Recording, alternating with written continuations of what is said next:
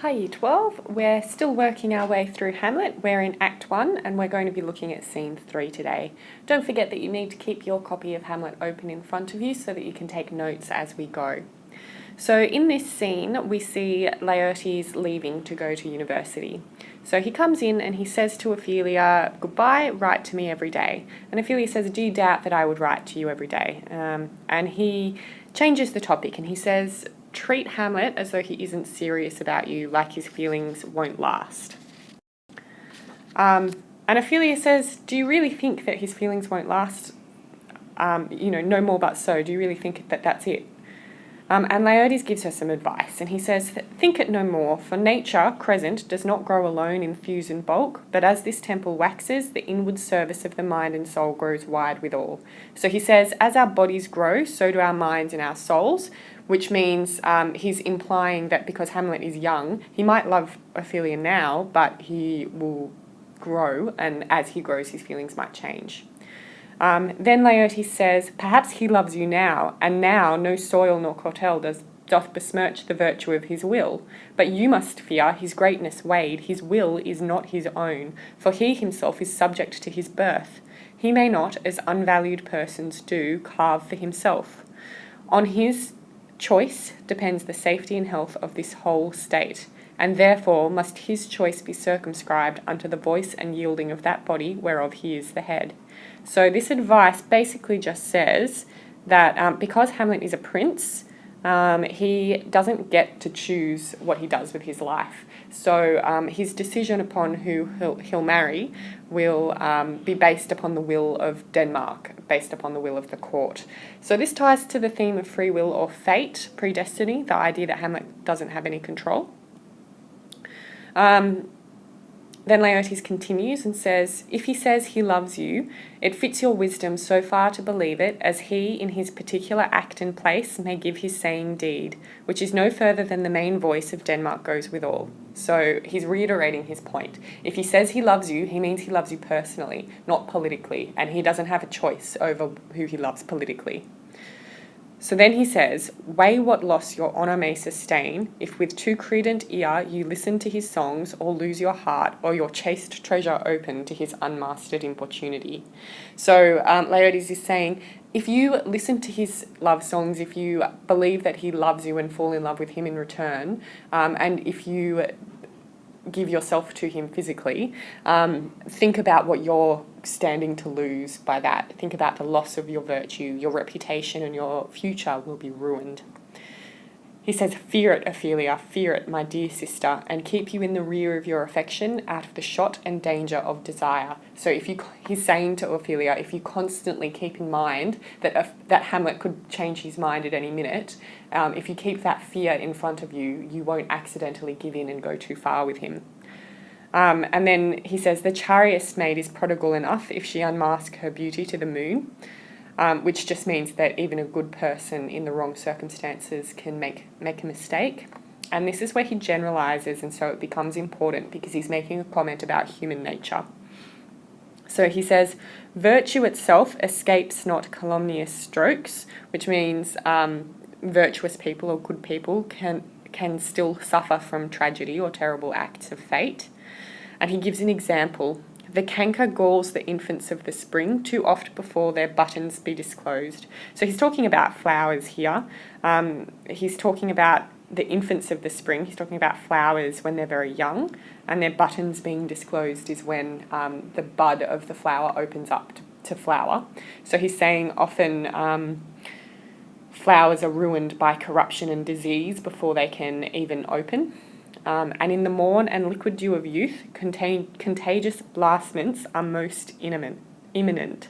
So he's saying it's in that time when you're young and when the morning is present, that's when the corruption and the contagion spreads. So he's speaking about flowers and it's symbolic of human nature and the idea of corruption spreading. So don't forget that Hamlet has already set up this idea of a garden being the image that represents Denmark. So he has said that Denmark is a garden overrun by weeds and corruption, and now Laertes is adding to that saying, "Ophelia, you were a flower, and if you become corrupt, before you blossom, then you're not going to get your chance to grow. So it's the same imagery of gardens that's coming through both of these. Ophelia replies to him and says, yeah, all right, I'll take your advice seriously, but you need to practice what you preach. I know what you've been up to in France. And Laertes says, yeah, okay, I'll try. Polonius comes in and says, what are you still doing here, Laertes? Go with my blessing, and then here's some words of advice. So then he gives this very, very long list of advice for what Laertes should do in order to succeed. Basically, he says, give your thoughts no tongue, nor any unproportioned thought his act. So this piece of advice means don't say what you're thinking and don't act without thinking. Then he says, be thou familiar, but by no means vulgar, so be friendly but not rude. Those friends thou hast and their adoption tried, grapple them to thy soul with hoops of steel. So the friends who you've experienced hardship with and who you know you can trust, hold on to them. But do not dull thy palm with entertainment of each new hatched, unfledged comrade. Don't make new friends too easily. Beware of entrance to a quarrel, but being in, bear it that the opposed may beware of thee. So avoid getting into fights, but if you are in a fight, go hard, make the opponent regret starting a fight. This one's important. Give every man thy ear, but few thy voice. Take each man's censure, but reserve thy judgment. So listen to everyone, but don't tell people your opinions. When you're listening to everybody's opinion, don't make your own opinion. Reserve your judgment. Don't just agree with them mindlessly. Then he says, costly thy habit as thy purse can buy, but not expressed in fancy, rich, not gaudy. So he's saying, wear expensive, high-quality clothes. And then he says, for that apparel oft proclaims the man, and they in France of the best rank and station are of a most select and generous chief in that. So he says, people will judge you by your clothes, especially in France, so it's important that you look good. Neither a borrower nor a lender be, for loan oft loses both itself and friend, and borrowing dulls the edge of husbandry. So he's saying, don't borrow or lend money because you'll lose friends over it and you'll develop some expensive habits and not learn how to save. And then he says, this above all, so this is the most important advice. To thine own self be true, and it must follow as the night the day. Thou canst not then be false to any man. So he's saying, be true to yourself and you'll be true to everyone else. So this is Polonius's advice for how to be a good man. So it's a good insight into what was valued in character, like in personality in this time period. And then he says goodbye. Laertes says goodbye. They go, and as they go, Laertes says, farewell, Ophelia, remember what I've said to you, which makes, that makes Polonius curious. And he says, what were you talking about? Ophelia says, we were talking about Hamlet. And Polonius says, is it true you've been spending a lot of time alone with Hamlet? You shouldn't be alone with him as my daughter. You should behave with more restraint and more honour. And Ophelia sort of defends herself a little bit and says, well, look, he's been saying that he's in love with me. He's been saying that he's affectionate towards me. And Polonius basically calls her an idiot. He calls her a green girl and says, do you believe him? And Ophelia says, oh, I don't know. And Polonius says, oh, you're such a child, you're such a baby. You need to treat yourself with more respect. Don't believe him, because if you believe him and you act as though you're in love with him, you'll make a fool out of me. So it's pretty clear here that Polonius is more worried about his own reputation and his own standing than Ophelia's interests. And Ophelia defends herself again and says, he has said that he's actually in love with me, and he said it in an honourable way, and then says that he's actually made promises to her, promises with holy vows. And Polonius says that these promises are springs to catch woodcocks, as in these promises are traps that he has laid so that he can catch her. And he says, look, I know when the blood burns, when people are excited, how prodigal the soul lends the tongue vows. So he's saying if Hamlet is, feeling a bit turned on, then he's going to say whatever he can to get you. So he promises things now, but it won't last. So then Polonius says to Ophelia, From this time, be somewhat scanter of your maiden presence, set your entreatments at a higher rate than a command to parley. So he says, this is an instruction, spend less time with Hamlet. Then he points out that Hamlet has more freedom than Ophelia does because of his position in society. Points out that Hamlet's promises will lead Ophelia to impious acts, so he's worried about what Ophelia will do with Hamlet if they keep spending time alone together. And then he finishes off with an even stronger instruction. I would not, in plain terms, from this time forth, have you so slander any moment leisure as to give words or talk with the Lord Hamlet. So he's instructing her not to talk to him anymore. And Ophelia says, I will obey. So she's giving in to that. Okay, and that's scene 3. So looking at scene 4, we're back outside at the front of the castle. Again, we have a lot of short lines to create a sense of pace and tension, and this time Hamlet is out with them to see the ghost. The only important thing is that we have some stage directions here, that there are trumpets and cannon fire going off in the background. So keep in mind that stage directions are a dramatic device, and so you should be paying attention to those because you need to have dramatic devices as well as language techniques in your responses. So basically Horatio hears the trumpets and the cannon fire, or the ordnance, and he says, what's this about? And Hamlet replies that there's a party, and every time the king finishes his drink, they play trumpets and fire the cannon. And Horatio says, oh, is that a custom?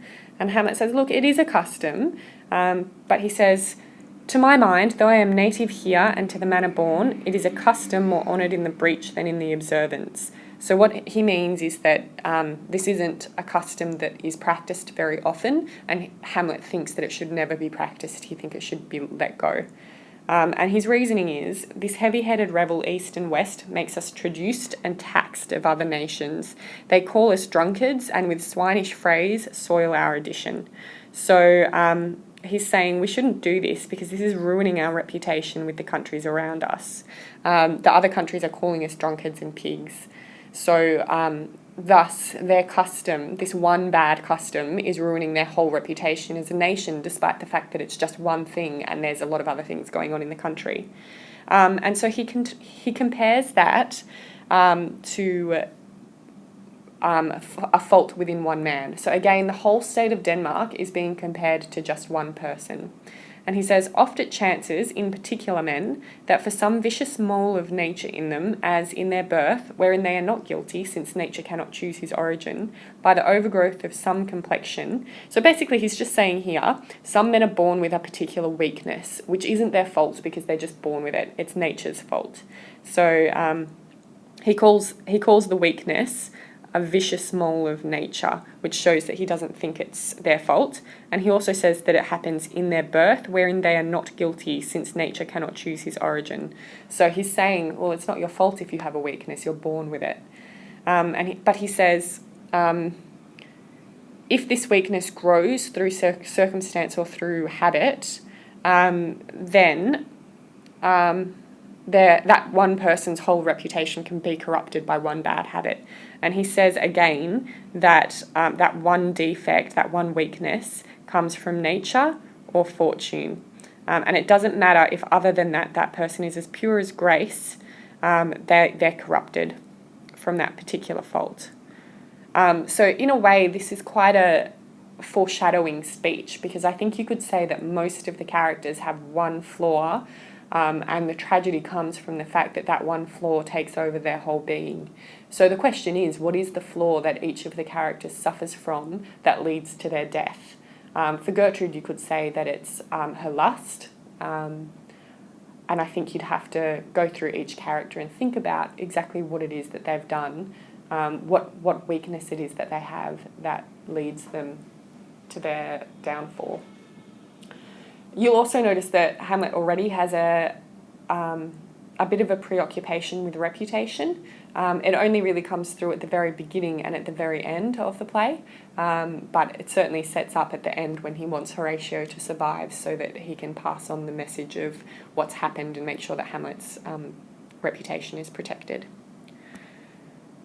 After this, the ghost comes in, and Hamlet reacts basically by just saying, Whether it's an angel or a demon, I will speak to it. And then he says to the ghost, tell me why you walk the earth as a ghost, and what does it mean that you're wearing armour. The ghost beckons to Hamlet. Horatio and Marcellus both advise Hamlet not to go with it. They think it's dangerous. And Hamlet kind of laughs at them a little bit here, and he says, why shouldn't I follow it? All it's capable of doing is killing me, and my soul is immortal, so death wouldn't be a bad thing because my soul could go to heaven then.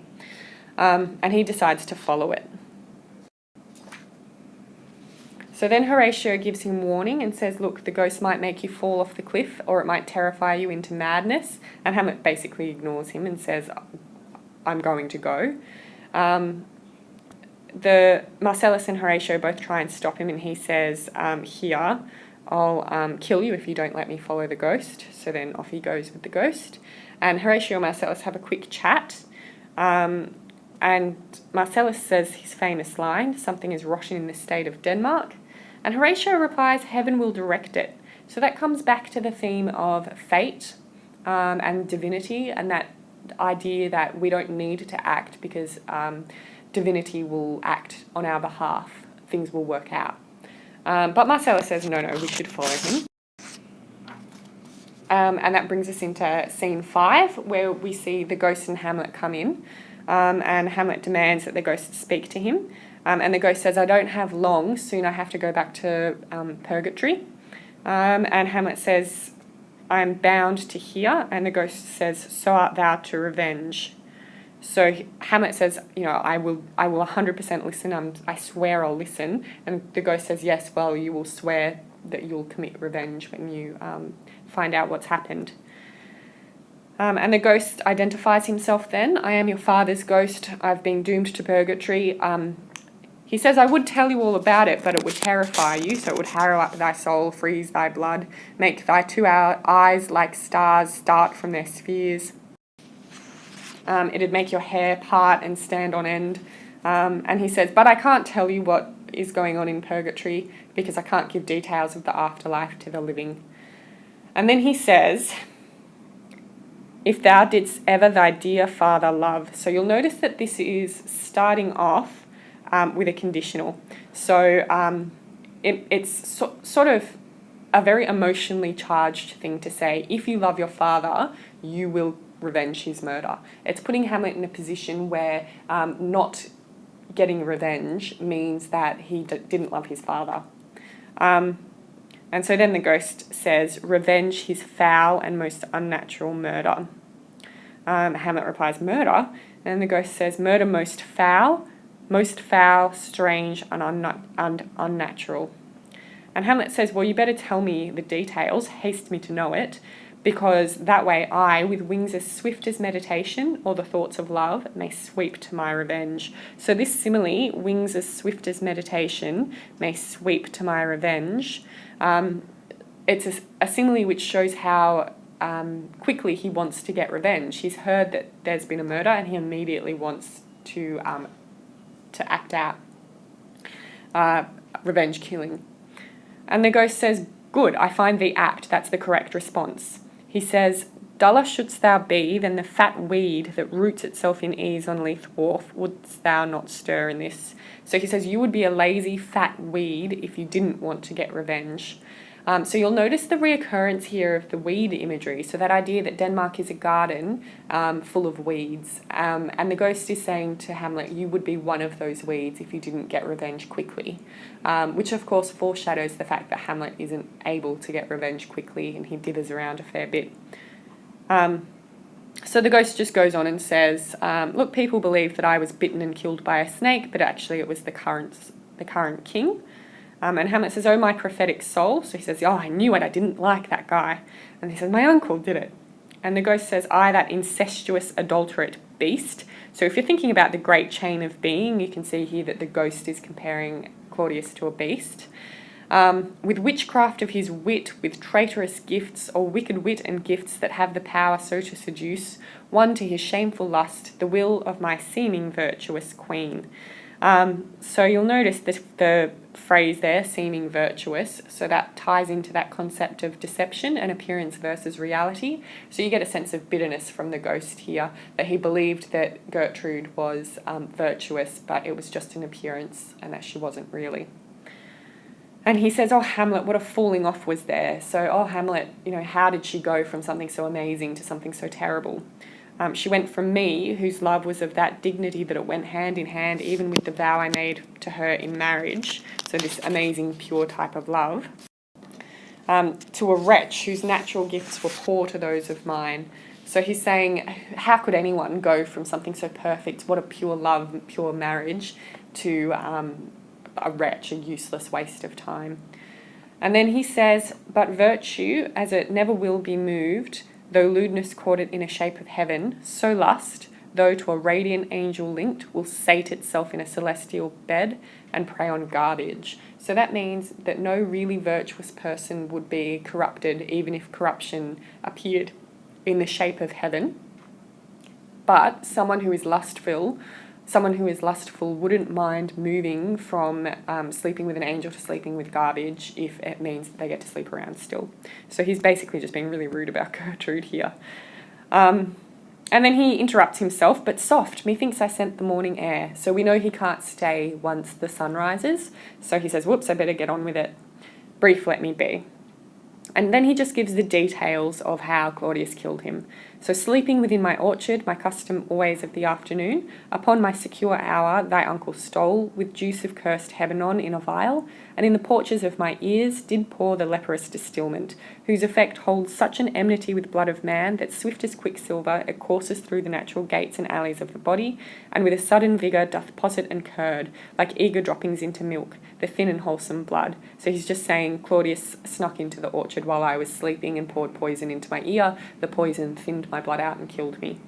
So did it mine, and a most instant tetter barked about, most laser-like with vile and loathsome crust all my smooth body. Thus was I, sleeping by a brother's hand, of life, of crown, of queen, at once dispatched. So you can see the accumulation here to show how dreadful the crime that Claudius has committed was, and all of the things that he's robbed from King Hamlet.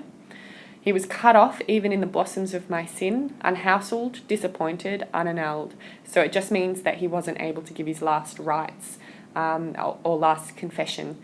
So that means that he's been condemned to purgatory. No reckoning made, but sent to my account with all my imperfections on my head. Oh horrible, most horrible. So again, we have the repetition and the exclamation to stress how terrible the crime is. If thou hast nature in thee, bear it not. So he's saying if you are a man, if you are a human, you can't put up with this. Let not the royal bed of Denmark be a couch for luxury and damned incest. And then he stops and he gives a warning. He says, howsoever thou pursuest this act, taint not thy mind, nor let thy soul contrive against thy mother aught. So he's saying, don't let your mind become corrupted. Don't act against your mother. He says, leave her to heaven and to those thorns that in her bosom lodge to prick and sting her. So he's saying, don't bother Gertrude about this because she's going to punish herself once her conscience starts to bother her. He says, fare thee well at once. The glowworm shows the matin to be near and begins to pale his ineffectual fire. So he's saying that the sun's about to rise. Adieu, adieu, Hamlet, remember me. And the ghost goes. So we can see the strength that Hamlet responds to this by all of the exclamations that we get in this speech and the question marks. And he just says, oh, yes, I will remember.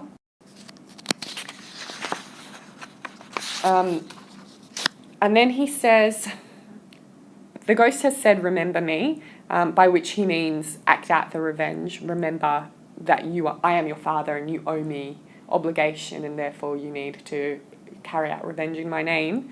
And Hamlet responds to this by saying, yes, from my memory, I'll wipe away everything that is there.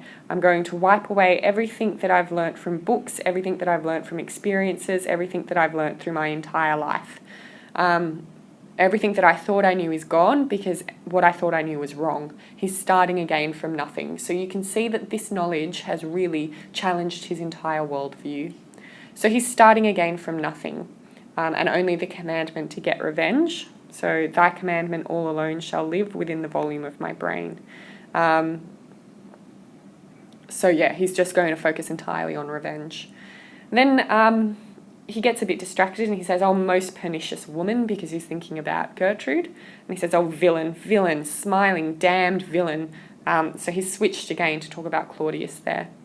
And he says, my tables, meet it is as I set it down, that one may smile and be a villain. At least I'm sure it may be so in Denmark. So this is the first thing that he's learnt. So if he's wiped away all of his prior knowledge and experience because what the ghost has told him has changed his view on everything, this is the first thing and the only thing that he knows to be true.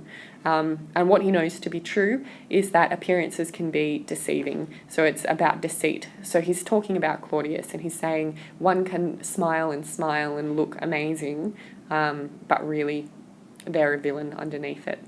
And he writes that down. So he's obviously got a book where he keeps sort of intellectual thoughts, and he's crossed out everything that he doesn't believe anymore and he's replacing it with this. And then he says, okay, Uncle Claudius, that's you. You're a smiling villain. Then he says, now to my word, I've sworn it, I'm going to get revenge. Then Marcellus and Horatio find him, and they just want to know what's happened. So they just keep bothering him, saying, what happened, and Hamlet just evades them. So this is all just part where he's trying to get out of telling them anything. Yep, he's still saying that he won't tell them anything.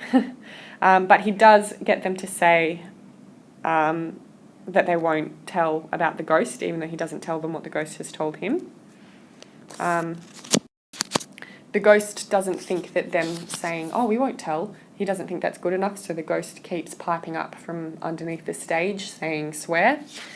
And so Hamlet responds to that by making them, he gets out his sword, swear by my sword, and the ghost underneath repeats swear.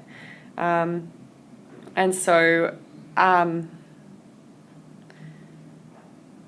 then Hamlet specifies exactly what he wants them to swear to. And he starts off by saying, there are more things in heaven and earth, Horatio, than are dreamt of in your philosophy. So this relates to the fact that his own faith and his own sense of belief has been completely shaken. So if everything that Hamlet, as a very well-educated man, thought was true is now wrong, he's saying to Horatio, if everything I thought was wrong, everything you thought was wrong too. There are more things in heaven and earth than you could possibly imagine. And then he says, but come on, here's what I want you to do. He says, what I want you to do is to completely pretend that you don't know me. He says, after this, I'm going to put an antic disposition on. I'm going to pretend to be mad. But when you see me acting mad, no matter what, don't ever do anything that would let on that you know me. Act as though you don't know me and that tonight never happened. And he asks them to swear, and the ghost repeats again. So they do swear, and then Hamlet ends by saying that he'll do anything he can to help them out in return for their promise. He reminds them to still their fingers on their lips, I pray, so keep your mouth shut. And then he ends with a nice philosophical reflection. The time is out of joint. So it's a metaphor to show how he feels that everything is wrong and out of place at the moment. And then he has an exclamation, "O cursed spite that ever I was born to set it right." So that this exclamation complains that it's his job to fix all of the problems. You'll notice that he says, I was born to put it right. So that puts emphasis on the idea of fate or predestination. But it also shows that already he's starting to face the responsibility that comes along with his act of revenge. He doesn't see this as a straightforward, right, Claudius killed my father, I'll kill Claudius, everything's fixed. He sees the killing of his father as putting every single thing in Denmark wrong, and he needs to do a lot to fix it. So he's going to restore natural order and put time back in joint. He's not just going to kill Claudius. So already we have the inkling that this isn't going to be a straightforward revenge murder. And that's the end of Act 1.